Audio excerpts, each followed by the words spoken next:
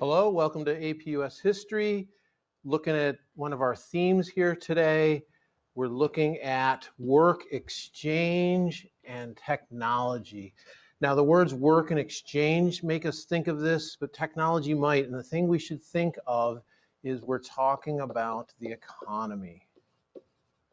We're talking about how we get our needs and wants. We're talking about the decisions we make regarding our various resources. So there's this theme statement that goes with it. It says the interplay between markets, private enterprise, labor, technology, and government policy shape the American economy. In turn, economic activity shapes society and government policy and drives technological innovation. So I want to break this down a little bit. So we're going to start with that first sentence. The interplay between markets, private enterprise, labor, technology, and government policy shape the American economy. So let's talk about this funny word interplay here. When we talk about interplay, we're talking about an exchange, we're talking about things affecting each other back and forth. So when we talk about these particular things, like for example, markets, okay, whether it be a grocery store or it be an online platform like Amazon, where we get our needs and wants, it has an interplay with these other things. In other words, take private enterprise, okay? We're talking capitalism, private individuals owning businesses with the motive of making a profit. They're obviously going to provide goods for a market, but also buy goods off that market. There's an interplay there.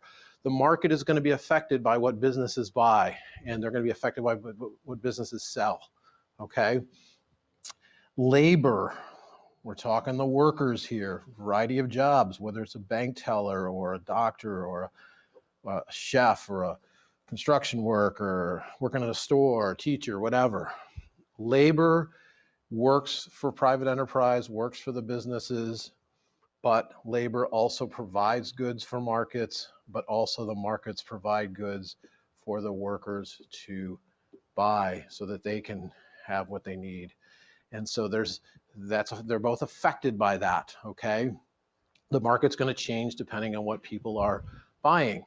It's also affected by the technology. And historically, throughout the course, we're going to examine pieces of technology, whether it's the cotton gin in the 1800s, or it's steam locomotives in the mid-1800s, or it's personal computers in the 1980s, 90s, and 2000s. That technology, okay, helps facilitate those markets. It helps make goods more efficiently. It also, though, creates a market for technology, and so that they're affected by each other. Businesses, of course, use technology, but technology drives the decisions businesses make. Okay, labor uses technology, and sometimes is replaced by technology, and so that's something we'll be looking at this year. And then the government has a role in the economy, in work exchange and technology. And so you see, for example, the government regulates markets. We're going to see that more when we get to the 20th century. Okay, governments put safety features on technology. Governments use technology, though, to do their job. Okay, governments make law about labor. Okay, people vote for their government leaders based on that and labor issues.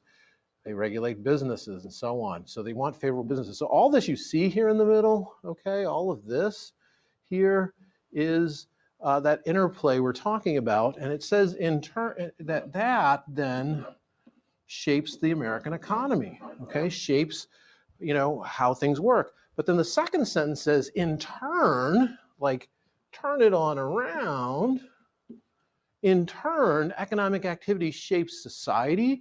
That includes the workers, that includes private enterprise. It shapes our government policy, okay? Governments respond to the economy, and they might regulate the stock market more and things like that. And it drives technological innovation. We're looking for new ways to make our work more efficient. So you kind of have to see this. There's a lot of moving pieces to how the economy works, and we'll be looking at that throughout the rest of the year.